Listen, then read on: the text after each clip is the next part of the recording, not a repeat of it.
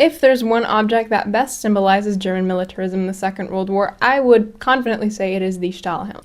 So here I am with one of these helmets to tell you its history. To put it broadly, these helmets are called Stahlhelms, which means steel helmet in German. The Stahlhelm has one of the most recognized silhouettes in military history. The one I'm currently wearing is a World War II model M35 Stahlhelm. It's a refurbished shell with reproduction chin strap and liner, but we will get more into that later. But anyways, you're probably wondering, where exactly did this helmet design come from and how did it grow to symbolize the German soldier? Let's talk about it. First, let's think back to the First World War. World War I brought forth a modernized and grisly style of combat, characterized most famously by trench warfare. As a result, shrapnel injuries to the head were very common and very frequent among soldiers in the First World War. So, of course, the Germans realized that their spiky Pickelhaubes were better fit for ceremony than for combat, even when worn with camouflage covers. The boiled leather exterior with metal fittings was not really resistant to damage from shrapnel, which made the wearer very susceptible to fatal head injuries. So by 1915, the Imperial German High Command was looking into solutions to this problem. By the end of 1915, the French and the British had already introduced their own steel helmets. The French had introduced the Adrian helmet, and the British had introduced the Brodie helmet, aka the War Office pattern helmet. So in 1915, the Germans decided to also start experimenting with the steel helmet idea themselves, and issued this interesting looking clump of metal head protection, called the Geda helmet, to Army Detachment Geda in 1915. Only about 1,500 of these were produced, and they only saw about a year of service before being recycled and replaced. Then, in 1916, amidst the fighting in Verdun, the Stahlhelm came to bless the German troops. The M16. The M16's new shape inarguably provided significantly better protection against shrapnel and other forms of battle damage than the Pickelhaube. The helmet had a protruding visor in the front and a flared neck guard. It also had ventilation lugs on the front, which were used to mount an armor plate, but this was rarely utilized. These ventilation lugs sometimes posed issues to soldiers in bad weather, so they were often stuffed with mud to block the pesky airflow. As soon as the first M16s were issued to troops in Verdun, the rate of fatal head injuries caused by shrapnel went down dramatically. About 7.5 million units of the M16 were produced by the end of World War I. 3 more Stahlhelm models came out before the end of World War I, though the M16 remained the most common. So let's cover those. First, the M1917 development. It is identical to the M16, but was given a metal liner band as opposed to a leather one. Then came the 1918 development of the Stahlhelm. The M18 had a chin strap attached directly onto the hooks in the liner instead of onto lugs inside of the helmet's shell. You can identify it from the outside as there is no chin strap rivet on the skirt. Here's another interesting 1918 development. This one is rare though. The M18 cutout Stahlhelm, often referred to as the cavalry, telephone, or artillery model. This M18 has a distinct wavy cutout on the bottom, which was introduced for easier hearing because World War I Stahlhelms were notorious for sounding like your head was inside of a large bell. Before we get further into the video, I would like to announce today's special sponsor, Private Internet Access VPN. Not using a VPN while browsing the internet is like stepping out into an active combat zone as a German without a Stahlhelm on. Your head is probably going to fall victim to shrapnel.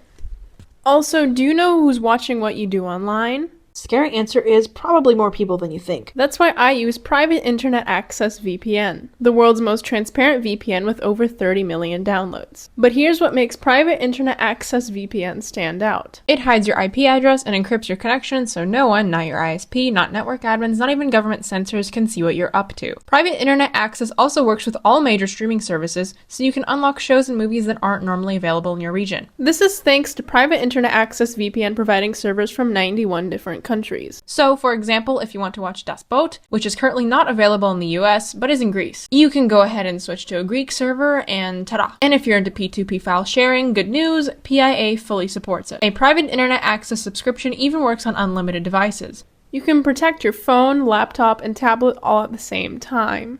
And to top it all off, Private Internet Access VPN has a strict no logs policy proven multiple times in court. Right now, using my link, you can get a special deal, an 83% discount, which is only $2.03 per month. Also, you can get 4 extra months completely for free. Signing up is completely risk-free, with a 30-day money-back guarantee and 24/7 customer support. So you've got nothing to lose. Click the link in the description to grab my offer and start using Private Internet Access VPN today. At the end of World War I, the unvictorious Germany got butt-boinked hard by the Treaty of Versailles. So, of course, with the new Weimar Republic came some time of even worse economic and political turmoil for Germany. Funnily enough, amongst the political groups that defined the tumultuous political atmosphere of the Weimar Republic, there was one group actually named after the Stahlhelm, which I think signifies just how symbolic the Stahlhelm had become of German militarism. They were called the Stahlhelm Bund der Frontsoldaten. Stahlhelms were also used by the Freikorps, those of which often had painted decals. For example, the Erhard Brigade, which was responsible for the 1920 Kapp Putsch, had white swastikas painted on the front of their helmets, while the Freikorps Hacketau painted white skulls on their helmets. Thanks again to the Treaty of Versailles, the Weimar Republic was pretty harshly stripped of military assets and power.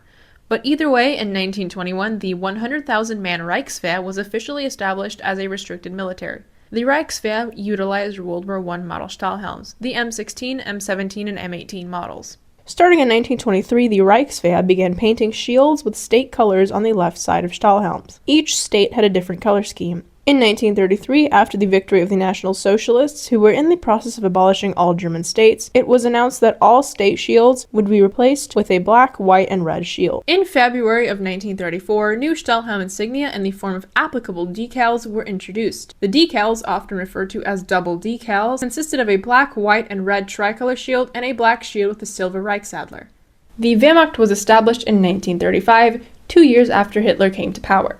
In the 2 years between Hitler's rise to power and the establishment of the Wehrmacht, we had what was called the transitional period of the Reichswehr. This is where a lot of uniform changes started taking place, and we saw an absolute, for lack of a better term, Nazi-ification of the uniforms. During this period, transitional M16, M17, and M18 Stahlhelms with double decals were used, preceding the February 1934 double decal order. Another common addition to transitional helmets was the new M31 liner. The M31 liner consisted of an aluminum band with 7 to 9 leather flaps. Now here is where things get Wehrmachty. Here comes 1935. The Wehrmacht is officially established. Hitler was also now open about his treaty-violating plans of rearmament for the German military. Due to this, research and production to evolve the new Wehrmacht was rapidly picking up pace. Though such research and production was geared primarily towards weapons and machinery and other things in that caliber, the uniforms needed evolution too. I mean, who wants to go to war in outdated clothing with outdated equipment? Not me. The first Wehrmacht-era Stahlhelm design was first conjured and tested in 1934, but first mass-produced and issued to troops in 1935, hence the designation M35. This is the M35, which is also the one that I have currently. M35s have rolled-in edges like this, and the ventilation holes are separate rivets from the helmet shell, as you can see here.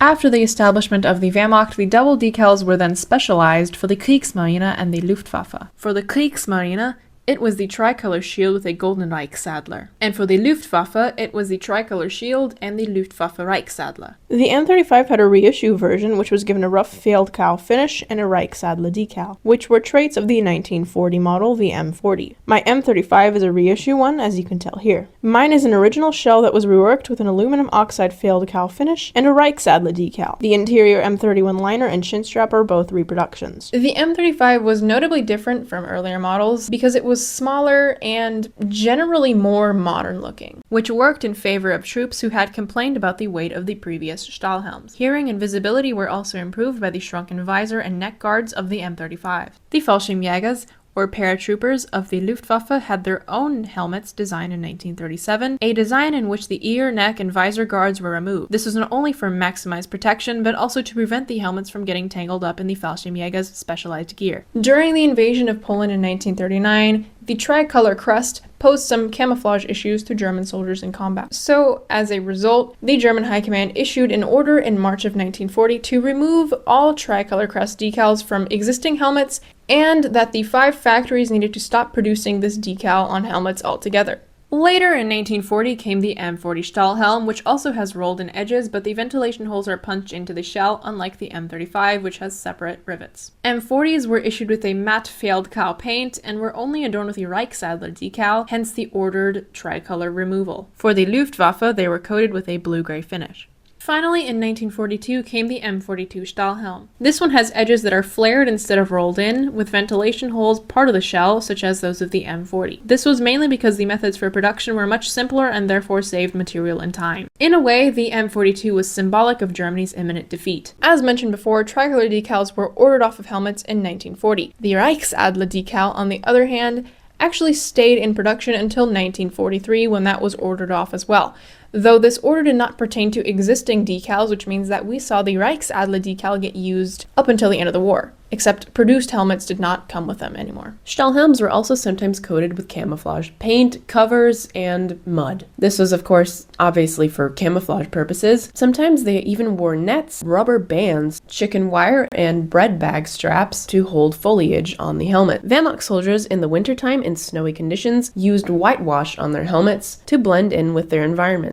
So, who manufactured the Stahlhelm models exactly? Well, as I mentioned before, there were 5 factories. First, there was Eisenhutenwerk Thaler. Second, there was FW Quist. Third, we have Sächsische Inmaler- und Stanzwerke. Fourth, we have Vereinigte Deutsche Nickelwerke. And finally, Imerlewerke AG. Each firm had its own special stamp that was put into the interior of the Stahlhelm shell next to its shell size. Mine, for example, was manufactured by Eisenhutenwerk Thaler in shell size 66. World War II model Stahlhelms, specifically M35, M40, and M42s, were produced in shell sizes 60, 62, 64, 66, 68, 70, and 72, though it must be noted that the 70 and 72 shell sizes were exceptionally rare. This is how the helmets looked in the East after the war, so as you can tell, they lost all that Nazi charm, which is probably for the greater good, honestly.